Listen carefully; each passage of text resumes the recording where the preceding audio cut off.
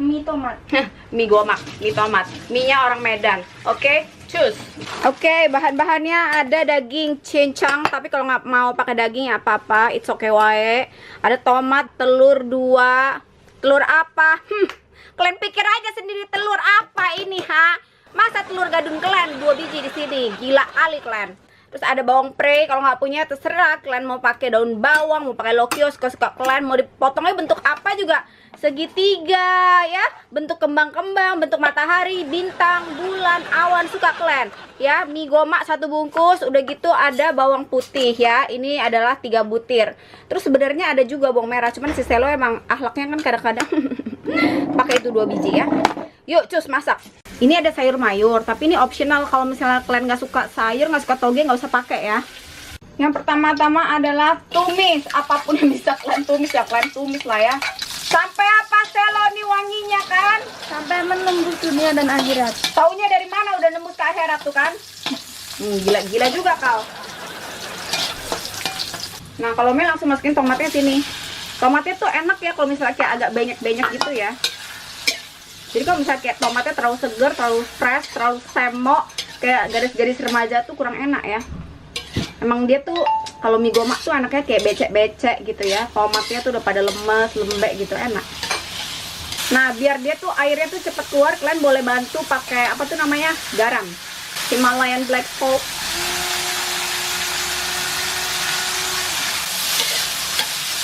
Nah ini kalian mau masukin apa, merica juga boleh ya. Kalau nggak suka merica ya nggak usah pakai, nggak ada yang maksa, oke? Nah sampai kalian tuh udah dapet kayak gini lah ya, kayak tomat udah benyek-benyek gini kan. Nah ini kalian masukin daging.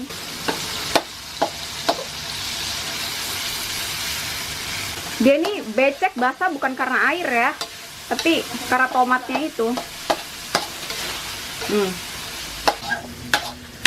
Tumis telurnya dulu sini. Minyak apa nanti terakhir aja. Kesini sedikit ya. Mie gomak tuh harus pakai kecap angsa, kalau enggak tuh bukan mie gomak namanya. Kecapnya orang Siantar. Kecap sorghum pakai aja nih. Terus kalian gomak-gomak nih kan jadi satu kan tuh kan. Ya. Kasih ya yang bisa di sini. Terus matang ya telurnya ya, kalau nggak nanti dia bau amis kalau nggak matang. Sampai dia wangi, sampai dia udah nggak ada bau amis ya. Kalau masih ada bau amis jangan ya, jangan masukin mie-nya ya, nggak enak nanti tuh kayak kandang ayam rasanya nanti ya. Jangan kayak gitulah. Ini kalian kalau mau seasoning di sini boleh ya, mau masukin. Doni nggak ada alang ya, krek nggak tahu orang lagi bikin videonya. Jadi kalau kalian mau masukin mecin, mau masukin pengawet, formalin, jampi boleh semua di sini kalian masukin ya, di sini ya, sampai dia kayak ada nanti angus-angus sikit tuh ya, karsinogenik dikit gitu ya. Mampus sekali lah ya weh rasanya. Nah kayak gembel kayak gini loh, kecap habis gak beli Selonya, tahu aja kau. Ada 1 bungkusnya. Nah tuh masak buat 8 orang nggak ada rasa, nanti pula dimaki, ya udahlah ya. Emang Japnya kayak gitu, masakannya khas, nggak ada rasa. Ini jangan diairin dulu ya, sabar ya. Kalau Mei itu suka mie gomak tuh yang tomatnya berasa nendang ya. Jadi Mei tambahin tomat lagi 1 butir di tengah masak ya. Tapi sesuai dengan selera kalian juga. Kalau misalnya kalian nggak suka ya udah nggak apa-apa ya. Nah udah kayak gini, kita boleh kasih air ceret dikit ya. Kalau kalian punya air ludah, air mata juga nggak apa-apa kasih. Tuh. Kan? Mantap lah ya weh.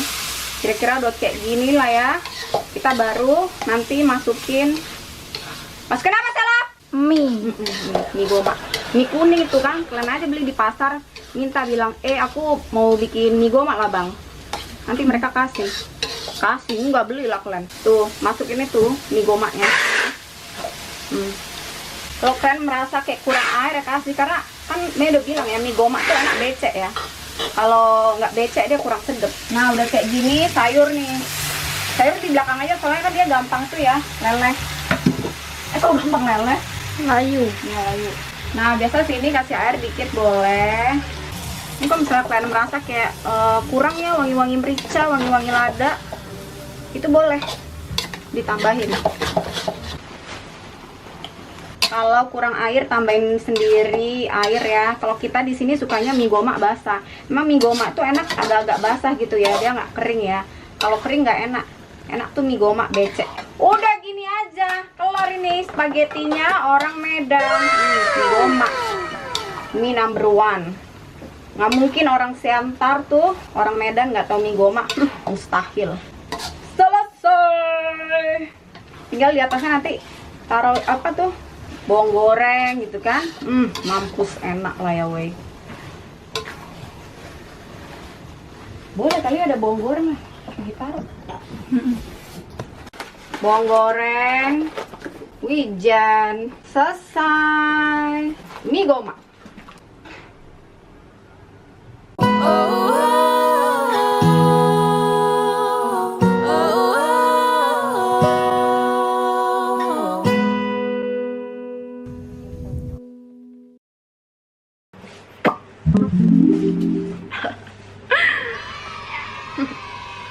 Mari kita makan.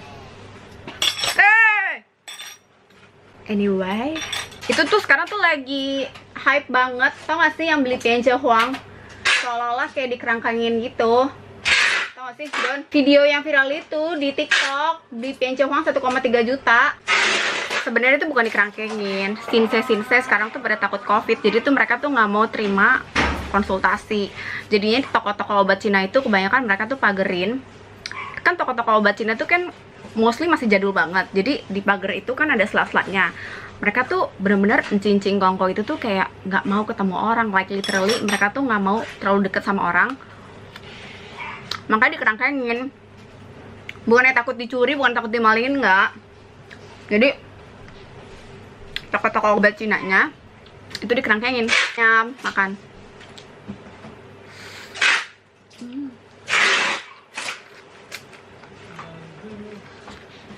Kalau ditanya pience huang tuh obat apa, sumpah Mei nggak bisa jawab. Soalnya dia tuh kayak obat Zeus. Dia adalah obat segala obat. Di rumah Mei banyak banget. Kenapa? Soalnya dia di stok. Dan kita cuma beli yang ada logo SSA-nya. Girls, ini obat mahal banget. Kayak 6 butir. Itu harganya 1,3 juta. Jadi kalau misalnya sampai palsu, modar, sakit hati banget. Zaman dulu itu kayak abis kerusuhan, itu banyak banget orang tuh susah banget cari pience huang ya Don ya. Ini kayak di mana-mana palsu. Jadi tuh kalau sekarang yang ada logo SSA-nya, udah keluarga Mei nggak bakal mau beli. Soalnya sorry ya, kita takut palsu. Soalnya yang palsuin pience huang itu banyak banget, dan isu pience huang palsu itu udah dari zaman dulu. Jadi pience huang obat apa Mei juga nggak ngerti. Yang pasti tuh kalau orang Chinese semua penyakit itu minumnya kayak pience huang, kayak udah mau modar, udah itu kayak pasti dikasih pience huang kayak abis lahiran, luka kan, baik lahiran normal maupun lahiran sesar kan pasti dijahit. Itu pasti dikasih pience huang. Lagu India karena copyright lah, aku mampus. Abis itu terutama orang-orang kayak abis operasi, abis oplas, kokoku juga abis operasi paru, dikasih pience huang.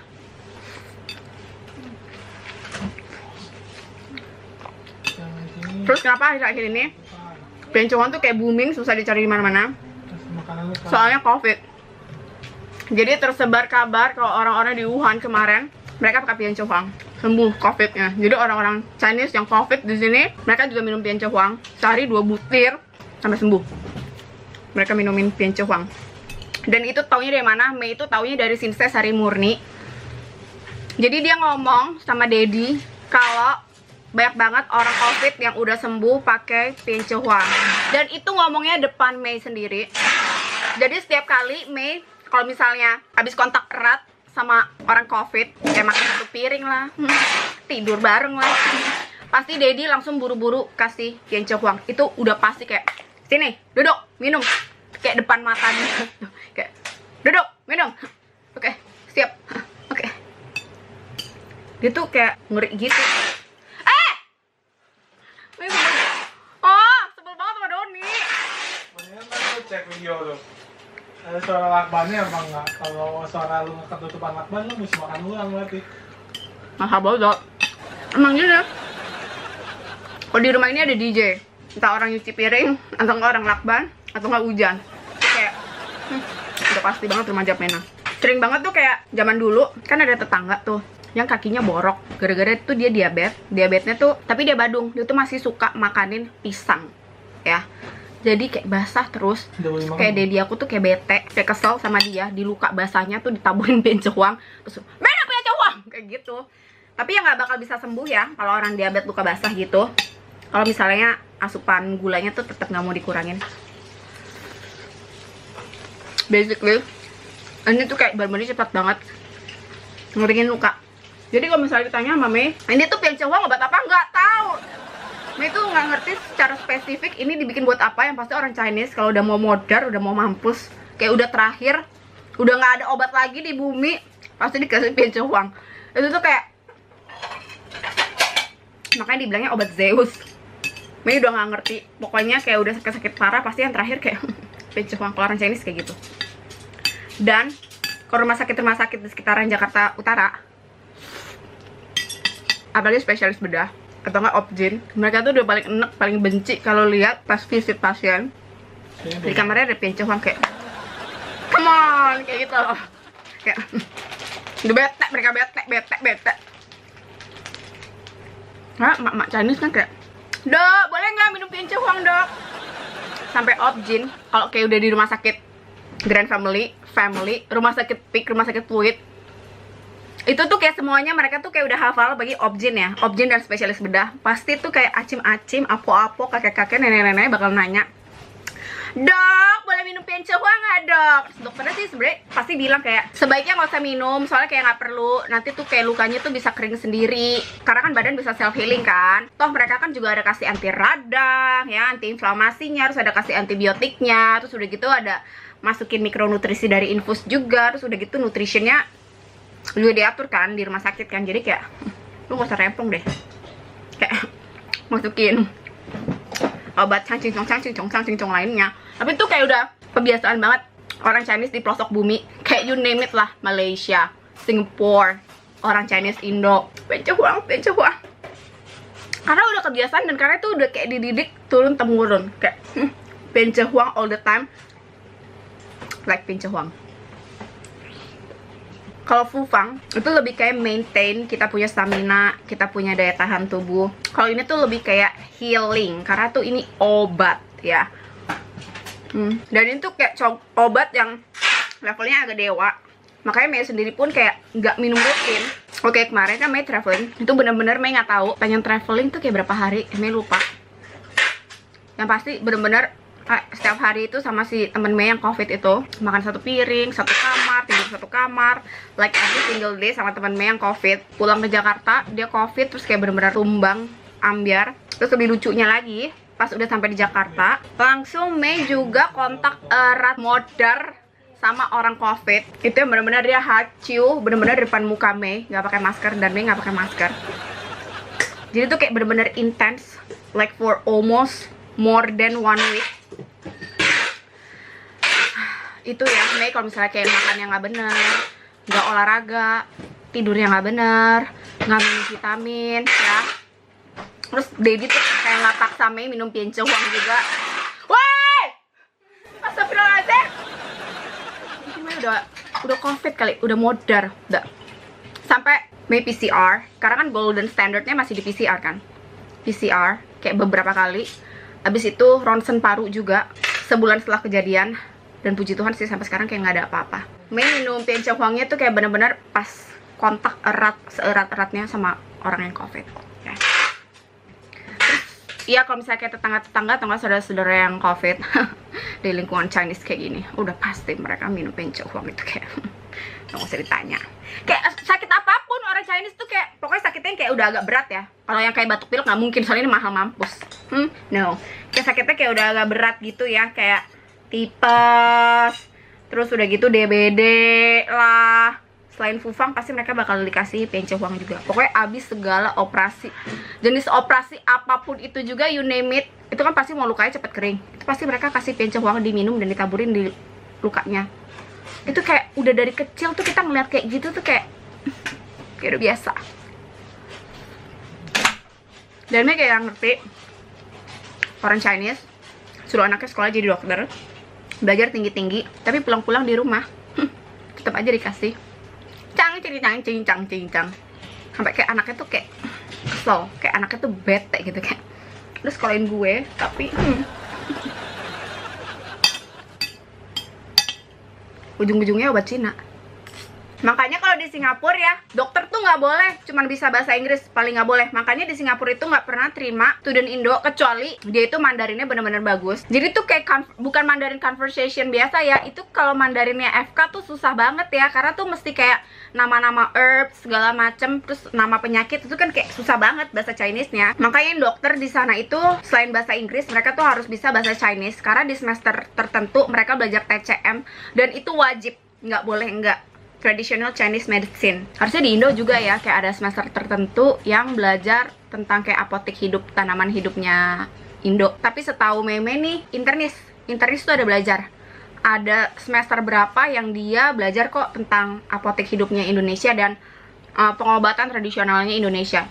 Tapi kalau di Singapura tuh kayak mutlak harga mati. Jadi mereka bisa 2 pengobatan dan mereka ngerti dan mereka nggak akan menentang karena mereka menjalankannya seiring. Jadi Western sama TCM. Soalnya tuh kayak mereka tuh bener-bener menghargai banget warisan budaya dari leluhurnya, yaitu ya udah orang-orang Tiongkok. Nah, di mana TCM itu diadopsi sama orang Korea kan, dijadiin Korean Traditional Medicine. Yang dimana akarnya tetap TCM. Makanya menurut Messi ya, obat-obatan kayak gini, kayak Fufeng itu kayak nggak bakal ada matinya, kayak tetap digunain. Yang ngebedain obat-obatan Chinese kalau udah begini, udah dikemas sama belum dikemas gini. Logikanya ya, dalam satu tanaman itu kan ada kandungan baik dan ada kandungan jahatnya, ya kan? Nah, kalau misalnya udah kayak gini, berarti itu udah ekstraksinya. Jadi ya kayak kandungan jahatnya nggak pentingnya tuh udah nggak mau. Jadi kayak misalnya bukan cuma ini ya, kayak kita ngomongin skincare deh. Kalau misalnya kita udah ngomongin ekstrak Centella asiatica, itu kan nggak mungkin semua kandungan Centella yang diambil. Itu cuman yang buat syutingnya doang yang diambil, yang lainnya enggak. Makanya kenapa ekstraksi itu dalam dunia Western medicine itu mereka lebih mau pakai dibanding yang kayak real akarnya gitu, kayak real Centella-nya gitu. Soalnya tuh kayak mereka tuh benar-benar cuman ngambil ekstraksinya aja, dan yang lainnya yang nggak jelas, yang belum diteliti lebih lanjut tuh mereka nggak mau ambil gitu. Itu bedanya obat-obatan Chinese medicine yang udah dikemas kayak begini sama yang kayak digodok 6000 jam gitu. Itu bedanya kayak gitu. Kalau yang digodok 6000 jam yang kayak yang bagus, dan yang jelek tuh kayak semuanya kita makan. Yang jeleknya apa nggak tahu so far, karena nggak semuanya diteliti, karena ada kayak ratusan ribu jenis. Kau juga pula lagi makan, mana ada orang makan sambil kerja kayak gitu? Gua. Ya kau sini lah. Sini. Lu mau gunting rambut model apa ya? Mau gunting rambut model apa, harus tanya Cici. Ya, nggak mau jauh cuma apa? Ini. Botakin aja lah Don, biar kerja nggak capek. Dulu Selo juga kalau misalnya packing poni kemana-mana selalu Cici marahin. Salah mulu, ketutupan. Leganya. Nggak mau botak ah? Aku juga mau Udah tahun lalu. Apaan sih Selo? Mau potong. Yaudah bagus. Potong aja semua, potong. Itu menurut Western. Jadi tuh kayak mereka tuh cuma mau ekstraksinya yang kayak bagusnya doang. Tapi kalau untuk TCM, mereka tuh kayak mau semuanya. Soalnya menurut mereka tuh ketika ditungku ada harmonisasi ya pokoknya perpaduan antara semua itu tuh bikin balance. Makanya kan, oi Doni, backgroundnya pantat kau kali ya. Jadi makanya itu tuh kayak bener sih yang di Singapura kayak mesti belajar dua-duanya. Di China juga kayak gitu, mesti belajar dua-duanya. Jadi kayak seiring, apalagi kalau misalnya kayak pemerintah China ya, mereka kan kayak bener-bener kan mereka tuh kayak mau bener-bener budayanya tuh terus ada turun-menurun. Jadi tuh kayak dipaksa harus ada dalam mata pelajaran, dalam kurikulum. Kita juga kayaknya dulu ada ya pas SD kayak apotek hidup ada kan gitu kan ya, di sains, di IPA gitu belajar tau kita. Tapi nggak tahu anak-anak sekarang masih ada nggak. Kayak dulu dikasih tau kan kayak kumis kucing itu buat diabetes, terus jahe direbus airnya kayak buat perut kembung gitu-gitu kan. Kita belajar tahu dulu pas SD. Nggak tahu sekarang kayak I don't know. Pokoknya itu tentang Pian Huang. Orang sakit jantung boleh nggak? Orang sakit ginjal boleh nggak? Orang sakit hati boleh nggak? Orang baru putus sama mantannya boleh nggak? Mungkin lebih baik pertanyaan itu teman-teman langsung tanya aja ke Instagramnya SSA. atau enggak WhatsApp mereka, atau enggak chat di Tokped atau enggak Shopee-nya, daripada Mei kesalahan. Soalnya Mei juga bukan Shinsei dan nggak pernah secara detail mempelajari mengenai TCM. Walaupun orang Chinese, dia tahu sepintas sekilas tahu, cuma kayak nggak mendalami gitu. Jadi lebih baik langsung tanya mereka, soalnya mereka itu punya dokter yang paham bener. Nah, si dokternya ini belajar lagi tentang TCM, jadi tuh dia ngerti Western sama TCM. Jadi jawaban yang akan dikasih kalian itu jauh lebih spesifik. Jadi kalau misalnya teman-teman tanya Mei nggak mau jawab, takut kalian modar. XOXO, bye. Ya biasa sih kalau orang jahat ya mati kalau di film-film azab tuh ya. Mati kena cor-coran. Kasihan amat. Iya, emang. Makanya jadi orang tuh yang baik. Iya, jadi orang yang baik. Kayak orang lagi bikin video, tuh ada akhlaknya dikit. Jangan akhlak kau tuh keriting kayak bulu kaki. Siapa aku ya? Gak tahu, abis minum teh kembang sama lohan kok langsung gak bisa marah-marah. Adem. Mei jadi bikin video di dapur kayak gini karena tempat Mei bikin video diambil buat packing. Oh my god, Mei lupa, sebelum Mei lupa kasih tau kalian, ini pience huang biasanya juga dikasih ke anabul atau hewan peliharaan yang kayak udah mau mampus, udah mau modal.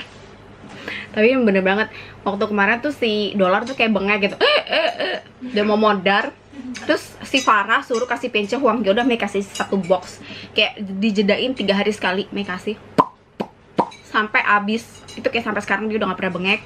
Dan anjingnya Dr. Jun waktu itu juga udah habis operasi angkat tumor, cancer or whatever, dikasih pience huang juga 1 box sampai habis. Itu kayak lukanya cepet beres.